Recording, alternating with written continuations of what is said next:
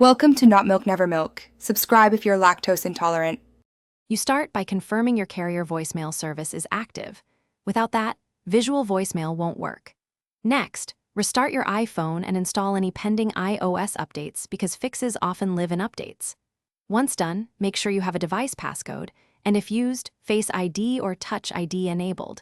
Visual voicemail requires secure access. If you recently switched carriers or SIMs, keep the phone on for several minutes so network settings fully register.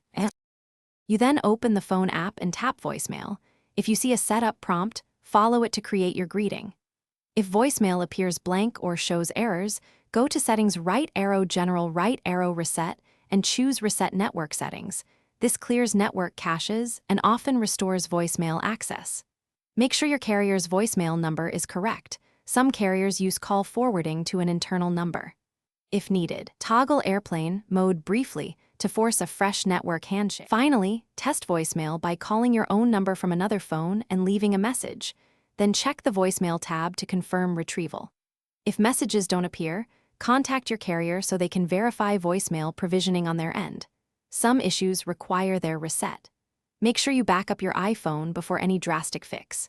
If carrier support confirms service is active and problems persist, you can reinstall iOS as a last resort, but only after you've exhausted simpler network and carrier. Thanks for watching. If this was helpful, leave a like and consider subscribing. See you next time.